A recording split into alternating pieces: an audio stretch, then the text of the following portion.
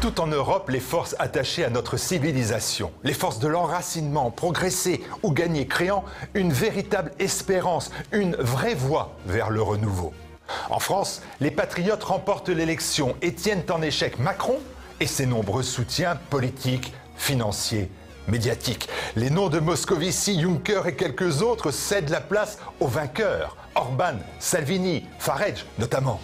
Ces victoires sont aussi la réussite de TV Liberté qui, depuis 5 ans, quotidiennement se fait le porte-parole de ce mouvement de fond que connaissent la France et l'Europe. Votre chaîne alternative est l'illustration, la représentation des mêmes valeurs, des mêmes principes, du même esprit d'indépendance. Mais l'on ne peut pas se contenter que de ce satisfecit, de ce bel impact. Nous devons tout mettre en œuvre pour nous développer davantage et devenir dès lors incontournables. C'est pour cela que nous lançons dès aujourd'hui une campagne 1+1.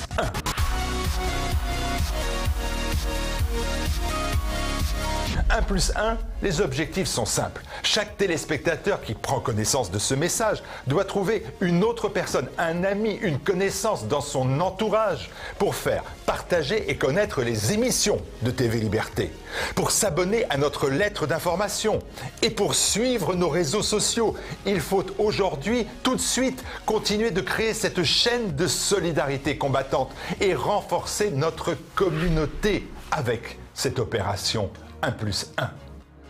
1+1. Si nous associons à un don un nouveau don, alors sera assurée enfin la survie de TV Liberté et notamment pendant la période de l'été toujours financièrement difficile.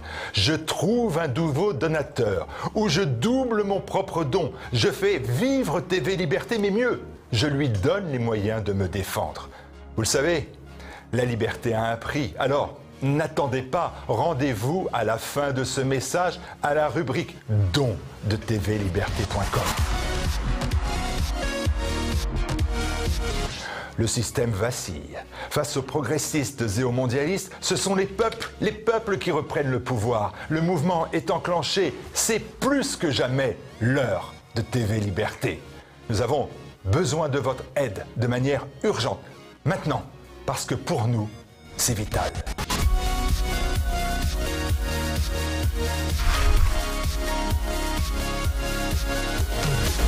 Et n'oubliez pas, le prélèvement à la source ne change rien. Votre don donne toujours droit à une réduction de 66% d'impôts.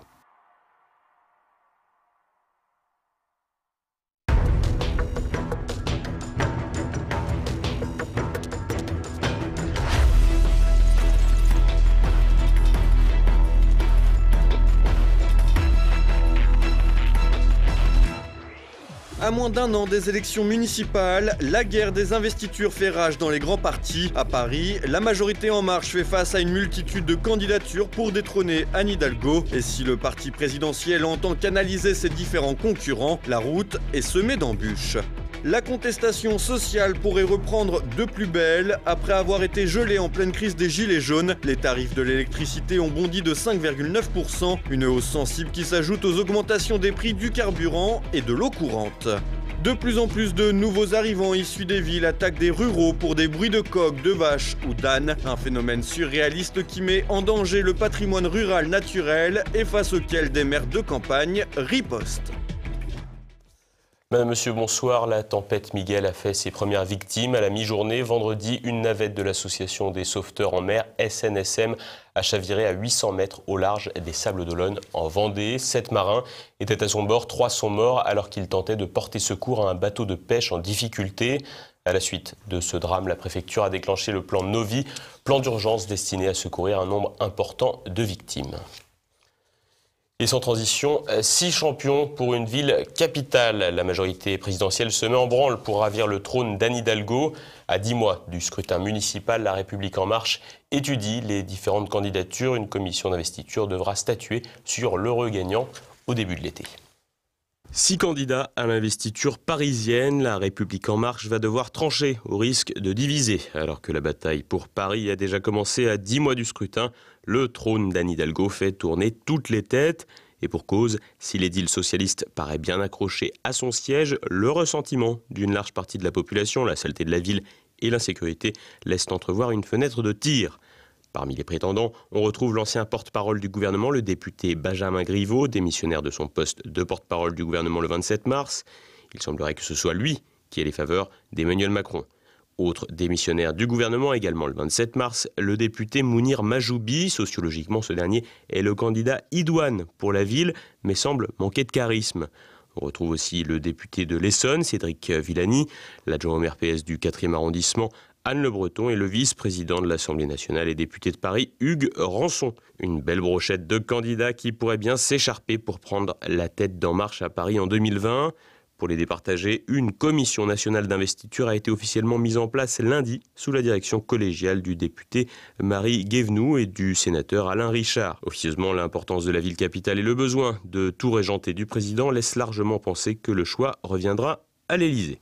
À la baguette, pour assurer la bonne marche de l'investiture, on retrouve également le délégué général de La République En Marche, Stanislas Guérini, et le numéro 2 du parti, le jeune député parisien Pierre Persson. Ce dernier a d'ailleurs indiqué que les membres de la commission n'étaient pas impliqués dans les questions parisiennes, ce qui paraît pour le moins étonnant de la part d'un député parisien. La commission d'investiture va de son côté recevoir les dossiers montés par les différents candidats avec des notes stratégiques portant sur leur stratégie politique pour le premier et le second tour de l'élection, mais aussi un engagement formel à soutenir le candidat désigné par le parti. De quoi éviter, en principe, les candidatures multiples ou les ralliements à d'autres candidats. Le vainqueur, lui, sera désigné entre mi-juin et mi-juillet, un calendrier qui divise déjà puisque la majorité des candidats préférait un début de campagne en septembre. Conscient du risque de partialité dans la décision du champion désigné, le mathématicien Cédric Villani s'est fendu d'un courrier à la direction du parti lundi dans lequel il demande un report de la décision permettant d'élaborer un programme. Une missive dans laquelle il suggère également de désigner des militants tirés au sort au sein de la commission d'investiture pour garantir un processus plus démocratique. Le processus de désignation fait aussi grincer des dents la candidate Anne Le Breton qui dénonce l'incohérence de son parti qui dit vouloir prêter une attention particulière aux femmes alors que la commission d'investiture est composée de seulement 6 femmes pour 10 hommes. Seul candidat satisfait du calendrier, le favori Benjamin Griveaux qui estime tout bonnement que ceux qui veulent attendre, à savoir tous ses concurrents, mettent en marche la machine à diviser. Une sélection qui a donc tout du piège pour le parti présidentiel qui pourrait rater une belle occasion de ravir la ville capitale alors que le monde d'avant, à savoir les Républicains et le Parti socialiste, devrait pouvoir se maintenir dans de nombreuses agglomérations. Fort de résultats très encourageants à Paris, LREM y a fait près de 33% aux élections européennes, le parti présidentiel va devoir serrer les rangs pour ravir le trône du maire socialiste. Une fois un candidat unique désigné, il restera encore un exercice de contorsion idéologique complexe car il faudra continuer d'essorer l'électorat de centre-droit ou débaucher des élus LR qui entendent en finir avec le règne hidalguesque et savoir séduire un électorat de gauche, vert notamment, bien implanté dans la capitale et traditionnellement allié localement avec la gauche socialiste. Un grand écart qui ne fait pas peur à la majorité, qui pourra une nouvelle fois jouer la carte du en même temps. La fin de la trêve hivernale des tarifs a sonné. Après avoir été gelé par le gouvernement en pleine crise des Gilets jaunes, les tarifs de l'électricité ont augmenté de 5,9% le 1er juin dernier. Entre cette nouvelle hausse et l'escalade constante du prix de l'essence, le spectre de la révolte est toujours présent. Thibaut Bastide. Gilets jaunes ou pas, les tarifs augmentent. Le 1er juin dernier, les prix de l'électricité sont repartis à la hausse de 5,9%. Une augmentation historique, bien plus forte que l'inflation, liée à la proposition de la Commission de régulation de l'énergie, la CRE, et approuvée par les ministères de la Transition écologique et solidaire et de l'économie. Un coup de cutter d'environ 85 € par an dans le portefeuille d'au moins 25 millions de ménages français. Pour justifier une telle hausse, la CRE met en avant la forte hausse des prix du carbone ces derniers mois sur les marchés, alors que le mode de calcul des prix de l'électricité tient en partie compte de l'évolution de ce que l'on appelle le droit à polluer. Si cette hausse va largement se faire ressentir sur les factures, elle intervient surtout après 6 mois de répit. En effet, en décembre dernier, en pleine contestation des Gilets jaunes, Emmanuel Macron et son gouvernement avaient indiqué qu'ils ne suivraient pas la recommandation d'augmentation de l'autorité administrative prévue le 1er mars, justement à cause de la fronde sociale. Cependant, force est de constater que la hausse a été appliquée avec 3 mois de décalage, et ce, alors même que les gilets jaunes sont toujours dans la rue pour réclamer une amélioration de leur pouvoir d'achat. Ainsi, cette nouvelle escalade des tarifs pourrait constituer l'augmentation de trop. C'est d'ailleurs ce que craint le gouvernement qui a promis de revoir la formule de calcul à travers la loi sur l'énergie. Malheureusement pour le ministère de la Transition écologique, le temps devrait jouer en sa défaveur, puisque les prix du carbone dans les pays de l'Union européenne pourraient encore doubler dans les 5 années à venir, et que la Commission de régulation de l'énergie a annoncé une nouvelle hausse d'1% en août. Si l'électricité est au cœur de la polémique, l'essence et l'eau viennent également alourdir la facture. En effet, concernant le carburant, les prix à la pompe ne cessent de grimper depuis janvier pour atteindre des niveaux records. En moyenne, 1,59 € pour le samplon 95 et 1,49 € pour le gasoil. Des prix qui explosent encore plus dans la région parisienne. En ce qui concerne l'eau, alors même que son importance est capitale, les augmentations se font goutte à goutte, mais le vase est prêt à déborder. À croire que le temps où des Français ne pourront plus payer leur eau courante n'est pas si loin. Tant de facteurs qui pourraient relancer une contestation sociale de masse que le gouvernement se sent visiblement capable d'affronter. Des citadins qui pourrissent la vie à la campagne, c'est le phénomène provoqué par les nouveaux arrivants qui ne supportent pas les bruits des coqs, des vaches ou des clochers. Face à ces urbains peu urbains, les maires des petites communes n'entendent pas se laisser faire. Une vache qui meugle, un coq qui chante ou des cloches qui résonnent dans le village. Ces symboles si français sont-ils menacés? C'est la crainte du maire de Gajac, un petit village du sud-ouest. Dépité de voir de plus en plus de villageois traîner en justice par des nouveaux arrivants, gênés par les bruits, il veut faire classer les sons de la campagne au patrimoine national. C'est une humiliation vue par le campagnard de passer en justice à cause de quelqu'un qui vient de l'extérieur. Les gens qui viennent de la ville, ils sont les bienvenus à la campagne. Hein. Seulement on la respecte, on la respecte telle qu'elle est, c'est tout. On ne demande pas plus. Hein. Quand je vais en ville, moi, est-ce que j'ai demandé que les feux rouges soient enlevés, que les voitures soient sorties? Enfin, je ne sais pas, moi. Dernière affaire en date, celle du coq Maurice sur l'île d'Oléron, trop bruyant pour des voisins d'une résidence secondaire. Sa propriétaire doit bientôt être jugée à Rochefort, une aberration pour cet édile. Le coq, c'est quand même l'emblème de la France, et alors qu'on sublime le coq de Paris, c'est très bien, mais au moins qu'on laisse nos coqs, nous, chanter s'ils ont envie, quoi. Je ne demande pas l'impossible, hein. On demande simplement d'être raisonnable, c'est tout. À Gajac, pas question que les cloches se taisent et pas de procès en vue, mais selon cet habitant, des bisbilles ont déjà eu lieu. Et les gens se sont plaints que le coq il chantait, quoi. Alors, et puis sur le coup de midi, les cloches sonnaient. Alors à un moment, il faut savoir ce qu'ils veulent, s'ils veulent être à la campagne pour entendre les cloches ou vivre un peu tranquille, quoi. Alors finalement, ils ne sont pas restés longtemps. C'est dans une lettre adressée à ses administrés que le maire a exprimé son ras-le-bol. Nous demandons solennellement que le chant du coq, la cloche de l'église, le braiement de l'âne, le meuglement des vaches soient proclamés patrimoine national et qu'aucun procès ne puisse à compter de ce jour leur être intenté. Depuis, il reçoit chaque jour des dizaines de messages de soutien de toute la France, car les plaintes se sont multipliées ces dernières années. En 2016, un couple de Périgourdins a été condamné à combler une mare où des grenouilles croassaient trop fort.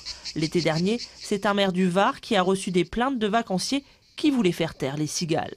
Aujourd'hui, ce maire n'espère qu'une chose, que les députés se saisissent rapidement du dossier. Il est temps de passer à l'actualité en bref avec l'excellent Thibaut Bastide. Clap de fin pour Theresa May. Comme promis, le Premier ministre britannique a quitté la tête du Parti conservateur ce vendredi. Malgré cette démission, Theresa May restera en fonction jusqu'à la désignation de son successeur par les Tories, les conservateurs britanniques, d'ici la fin du mois de juillet. Parmi les 11 candidats en lice, le député conservateur Boris Johnson, ancien maire de Londres et ancien ministre des Affaires étrangères, fait figure de favori. Il appartiendra donc au prochain chef de l'exécutif britannique de remettre le Brexit sur les rails, soit en renégociant un nouvel accord avec Bruxelles, soit en optant pour une sortie sans accord, le fameux hard Brexit. Les Français ont toujours autant de mal avec la lecture. Selon une étude du ministère de l'Éducation publiée jeudi, un jeune Français sur 10 serait en difficulté de lecture et 1 sur 20 serait même en situation d'illettrisme. Le mal est encore plus profond puisque 6,3% des jeunes ont quant à eux un niveau lexical oral correct, mais ne parviennent pas à comprendre les textes écrits. Sans surprise, les jeunes en difficulté de lecture représentent 45,8% chez ceux qui n'ont pas dépassé le niveau collège. La fréquence des difficultés de lecture est enfin plus prononcée dans les départements du Nord ou dans des territoires comme la Seine-Saint-Denis. Le smicard payera-t-il plus cher son titre de transport qu'un étranger en situation irrégulière? Apparemment oui, si l'on en reste aux conclusions de l'Assemblée nationale après les débats du mercredi 5 juin. En dépit des 43 millions d'euros dépensés en 2017 en Île-de-France à cause des réductions octroyées automatiquement aux étrangers qui n'ont pas de statut régularisé, l'Assemblée a décidé de les maintenir. Un parc d'attractions unique en son genre au Japon, une immersion dans l'univers d'Hayao Miyazaki, le célèbre dessinateur et réalisateur japonais de films d'animation, devrait ouvrir ses portes à l'horizon 2022. Laissant de côté les émotions fortes comme les montagnes russes, le parc veut privilégier la mise en ambiance et le respect de l'environnement. Aucun arbre ne sera coupé sur le site de construction et c'est donc au cœur d'espaces naturels que le visiteur pourra plonger dans les mondes du château ambulant et de la princesse Mononoke. Une nouvelle trouvaille paléontologique, des fossiles ont été trouvés dans une mine australienne et pas n'importe lesquels. Selon les chercheurs, il s'agirait du squelette de dinosaure le plus complet au monde en opale. En effet, ces fossiles sont teintés d'une couleur bleue comparable à celle d'une gemme. Et le plus remarquable, c'est que le dinosaure en question est d'une nouvelle espèce appelée Fostoria dimbangunmal. Dinosaure toujours, mais à Paris cette fois-ci, le squelette d'un sauropode proche parent du Diplodocus sera mis aux enchères le 13 juin à 15h par la maison de vente française Agut.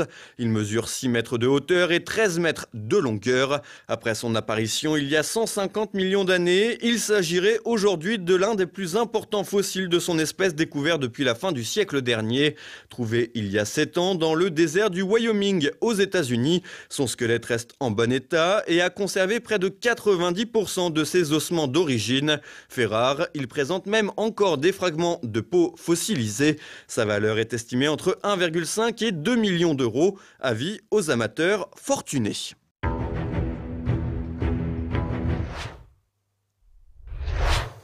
Et voilà, c'est bientôt la fin de cette édition. Comme chaque vendredi, vous pouvez vous procurer le quotidien présent de fin de semaine à la une. Sanctionner l'Italie pour populisme excessif. Ce soir, retrouvez un tête-à-clash spécial avec l'ancien ministre Christine Boutin, Yves Christen, Stéphanie Bignon et Philippe Millot. Ils débattent de la recomposition du paysage politique français, du succès du parti animaliste et du sort des djihadistes de nationalité française condamnés à mort en Irak. Ce qui est certain, c'est qu'au niveau sociologique, on se rend compte que les catholiques ont voté Macron. C'est-à-dire 37% des pratiquants, 37% des pratiquants, bien sûr, il y en a plus nombreux, bien sûr, mais enfin quand même, 37% des catholiques pratiquants, donc qui a priori ont encore quelque chose dans la tête, eh bien, ont voté Macron. Ce qui veut dire qu'ils ont davantage fait, et il n'y a pas que, mais eux, ils sont symboliques, ils font davantage donner priorité à leur patrimoine, à l'argent, à la démarche mondialiste, plutôt que de faire attention aux gilets jaunes, aux pauvres qui ont besoin d'être soutenus. Franchement, moi je suis hors de moi. Comme catholique assumé, comme je le suis, je ne comprends pas. Et je dis, enfin si je comprends malheureusement trop bien. Également au programme de votre fin de semaine, le samedi politique avec Frédéric Rouvillois, co-directeur du dictionnaire du conservatisme. Après la catastrophe de la liste de François-Xavier Bellamy pour les élections européennes, nombreux sont les commentateurs à avoir chanté la mort des conservateurs, peut-être un peu trop vite. Emmanuel Macron lui-même, qui, vous vous rappelez, pendant la campagne et surtout après son élection, expliquait qu'en fait il y avait 2 camps. Il y avait le camp des progressistes, avec lui comme progressiste en chef, si j'ose dire, et le camp des conservateurs. Le réactionnaire, c'est quelqu'un qui croit que hier, c'était forcément mieux. Le progressiste, c'est quelqu'un qui pense que demain, c'est forcément mieux. Le conservateur, c'est quelqu'un qui ne se laisse pas avoir par ses fantasmes enfantins et qui constate qu'il y a des choses excellentes dans le passé et il y aura de très bonnes choses dans l'avenir, à condition que nous ne renions pas le passé. Dimanche, Guillaume de Thieulois vous donne rendez-vous dans un terre de mission consacré à l'encyclique Humanité Vitae. Et tout de suite, la France de Campagnol de Christian Combaz et Mes libertés politiques avec François Billot de Lochner. Lundi, pas de journal, mais vous retrouverez notre Zoom avec Olivier Pichon, de l'or à la monnaie papier, la grande escroquerie. C'est maintenant la fin de cette édition. Merci pour votre fidélité. Bonne fin de semaine à tous. Bonne fête de la Pentecôte. À mardi. Bonsoir.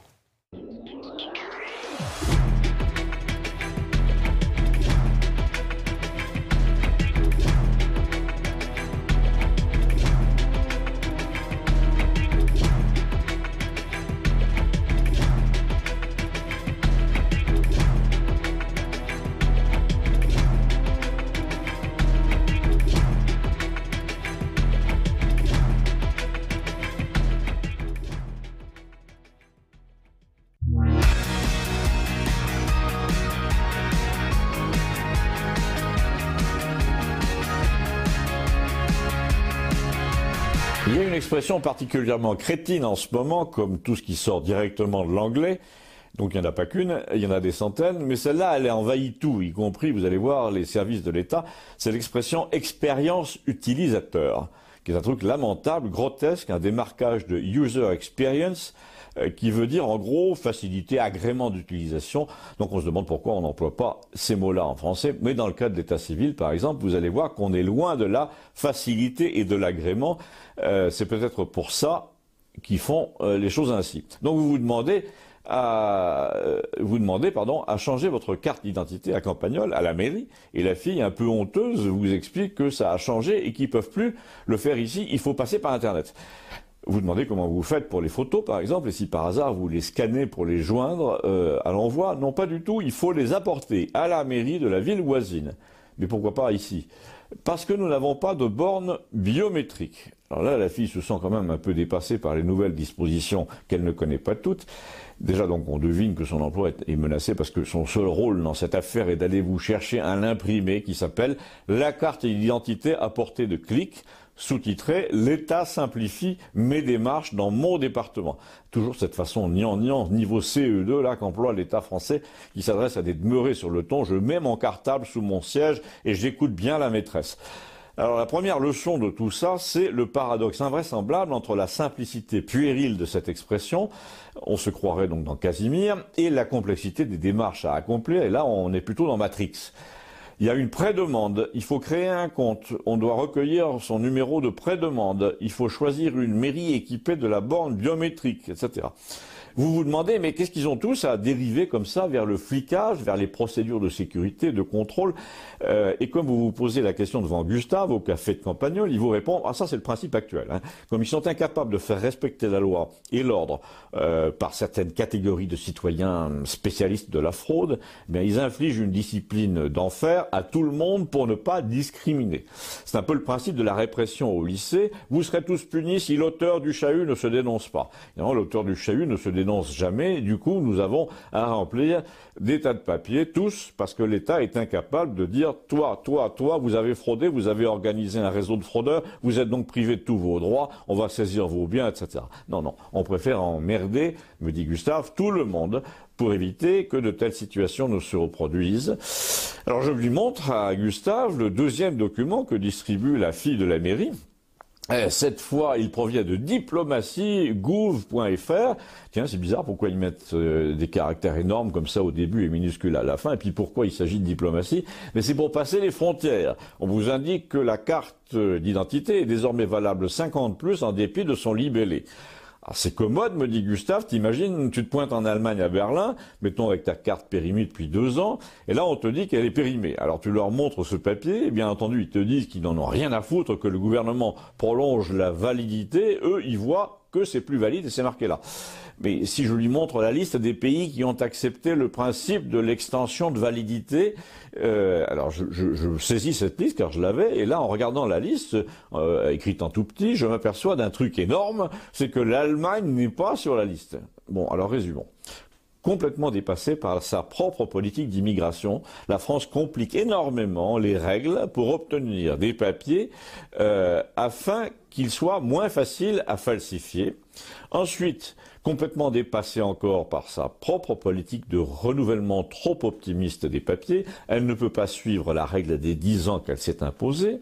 Ensuite, elle essaye de faire endosser ses erreurs par ses partenaires européens, dont le plus gros n'est pas d'accord, et pour cause, car s'il y a fraude à la nationalité française, on peut retrouver ces gens-là en Allemagne sur le marché du travail à cause de Schengen. Donc, la France est visiblement un maillon faible dans le contrôle, puisque les autres pays s'en méfient pour la plupart. Allemagne, Autriche, Chypre, Danemark, Espagne, Estonie, Finlande, Irlande, Pays-Bas, Pologne, Portugal, Roumanie, Royaume-Uni, Slovaquie, Suède n'ont pas dit qu'ils acceptaient de considérer votre carte d'identité comme valide quand elle ne l'est plus. Et la Belgique, et la Lituanie, et la Norvège, par exemple, ont carrément dit, eux, elles, qu'ils ne marchaient pas dans cette combine française. Donc, une fois de plus, il faudrait tirer de leur trou administratif tous ceux qui ont mis en place un système que Gustave appelle foireux et publier leur nom, c'est tout simple, et un jour ou l'autre, ce sera d'ailleurs une pratique courante, affirme-t-il, parce qu'on va s'apercevoir que compliquer la vie de 100 personnes qui ont compliqué la vie de millions d'autres, c'est conforme à la morale et c'est bon pour l'exemple. Et c'est inévitable. Mais on est impatient de le voir. Abonnez-vous, merci.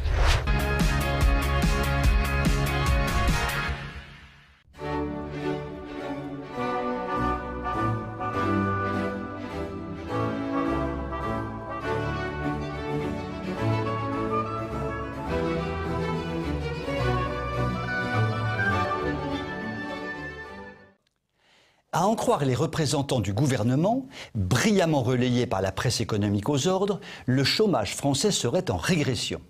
Nous ne pourrions que nous en réjouir si cela correspondait à la vérité économique. Très malheureusement, ce n'est pas vraiment le cas. En effet, les chiffres communiqués sont complètement parcellaires et ne traduisent pas du tout la situation réelle qui affecte notre pays. Commençons par le commencement. La population s'élève à 29 millions de personnes actives en France. Pour calculer le nombre de chômeurs, Pôle emploi a défini 5 catégories de personnes, les fameuses catégories A, B, C, D, E. Et à titre personnel, je rajouterai une catégorie, la catégorie F, dont je vous parlerai tout à l'heure. À quoi correspondent ces différentes catégories? De façon très schématique, lorsque l'on glisse de la catégorie A à la catégorie E, l'on passe de la catégorie des personnes sans aucun emploi et qui cherchent à travailler, aux personnes qui ne travaillent que de façon partielle alors qu'elles voudraient un travail à temps plein. La catégorie F, que je rajoute, intègre les personnes complètement sorties du système et qui disparaissent de toute statistique alors qu'elles peuvent parfaitement souhaiter trouver un emploi. La communication officielle ne se fait que sur la catégorie A, au prétexte que cette catégorie correspond aux normes internationales. Admettons, cette catégorie compte tout de même 9% de la population active. Le gouvernement communique donc exclusivement sur ce chiffre de 9%, qui est pourtant d'ailleurs objectivement considérable. Cela dit, il n'y a aucune raison valable d'exclure de la communication officielle les catégories B, C, D, E, F. Une personne qui veut travailler à temps plein mais qui ne travaille qu'à mi-temps est évidemment une personne à la recherche d'un emploi à temps plein.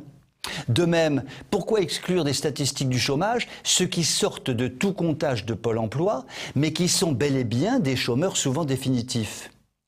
Si l'on additionne toutes ces catégories de chômeurs à temps plein, à temps partiel, ou s'étant évaporés dans la nature par la magie des radiations opérées par Pôle emploi, nous arrivons au chiffre considérable d'environ 7 millions de personnes au total, soit environ un quart de la population active, confrontée d'une façon ou d'une autre à un problème de chômage total ou partiel.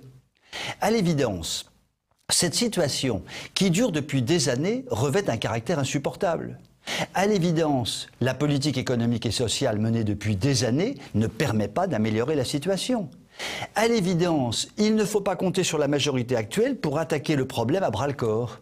À l'évidence, la souffrance sociale perdurera jusqu'à ce que les élections donnent le pouvoir à des dirigeants soucieux de s'occuper enfin des vrais problèmes de notre pays. Vous pouvez m'écrire si vous le voulez. À très bientôt.